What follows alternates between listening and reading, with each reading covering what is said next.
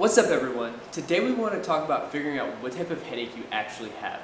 Many people who have suffered from headaches for a long time are misdiagnosed or mislabeled as having migraine headaches, when in reality we know that headaches can come from a wide variety of sources and have multiple different categories. What we're going to do today is talk about the three main categories that we see clinically. Those are migraine headaches, tension type headaches, and the cervicogenic headache. Migraine headaches have a common presentation that helps us recognize them. First, someone suffering from migraine headaches has to have 4 to 5 attacks before we can truly call it a migraine headache. So people who have a one-off headache, we can't really call that a migraine at that time. Number 2, migraine headaches tend to last 4 to 72 hours. Although having a headache for 3 days may seem like an incredibly long time, compared to some of the other headaches we'll look at, it's relatively short. Next, migraine sufferers will have 2 of the 4 following symptom patterns. 1, the headache will typically be unilateral, so it's only going to be on one side of the head or face. Number 2, the headache symptoms will be pulsatile, so it'll have a similar feel to a heartbeat, symptoms on, symptoms off, symptoms on, symptoms off.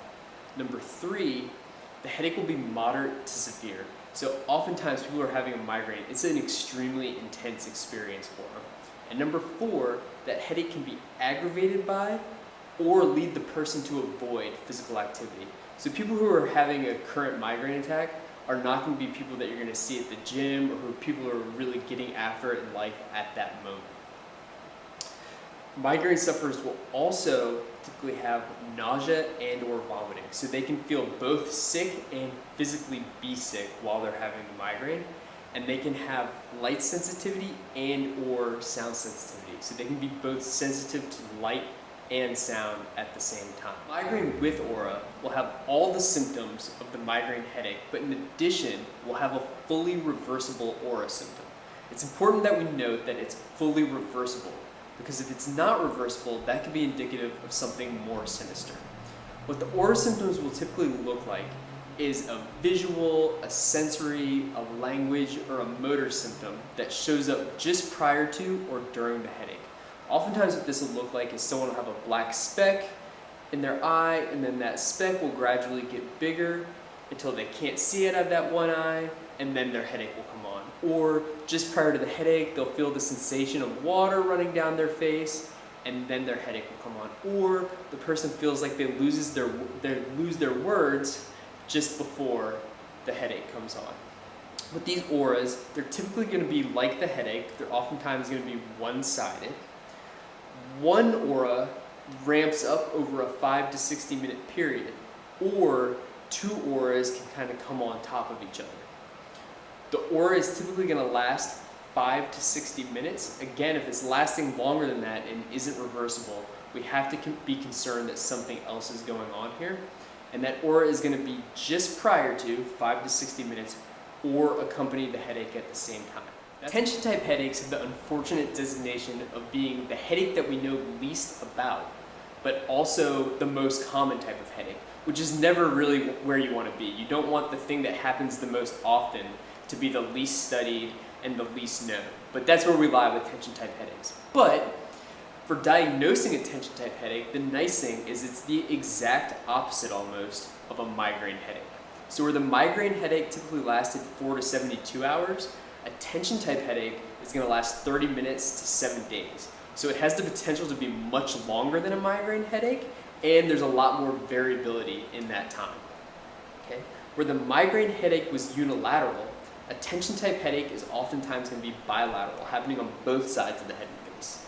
Where the migraine headache was pulsatile, a tension type headache is often going to be described as gripping or vice-like. The person feels like something is pressing on their head. Where the migraine headache was moderate to severe in intensity, a tension type headache is oftentimes going to be mild to moderate. So people can often go about their day and do a lot of things while they're suffering a tension type headache. Where the migraine headache caused people to avoid physical activity or is brought on by physical activity, we don't see this with tension type headaches. In fact, we often see that people who suffer from tension headaches do a little bit better with movement. Where migraine was going to have both nausea and vomiting potentially, a tension type headache will be associated with neither of these. And where a migraine headache had both light and sound sensitivity, The tension type headache is going to have either neither or just one of the two. So only one of the two will be present with the tension type headache.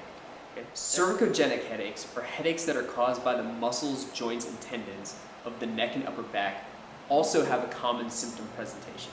People who suffer from these headaches often describe their symptoms as starting at the top of the neck or base of the skull and then wrapping around to just behind the eye on one side, or what physicians call the ram's horn pattern.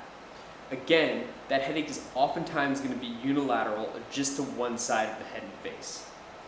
Next, people often describe their symptoms as either being aggravated by funky movements of the head and neck, but more often by sustained postures. So what we'll typically hear is, oh, I was sitting at my desk for a really long time and then my headache came on. I was studying for a really long time, then my headache came on. Or I was driving for an exceptional distance and then my headache came on. Oftentimes people who suffer from cervicogenic headaches are going to have limited neck range of motion, so they're not going to be able to turn their head to one side or the other as far. They're going to feel pretty gummed up in this area of the neck, so the muscles and joints at the very top of the neck are going to feel kind of stiff or gummy, just not quite right. And then finally, if someone were to press on those areas, they would feel tender to the touch. You feel like one of the previous headache categories describes your symptoms? At Onward Physical Therapy, we love helping people overcome and reducing their overall headache symptoms. Stay tuned over the next couple days to look at some of our favorite self-mobilizations and strengthening exercises to help you overcome your headache problems.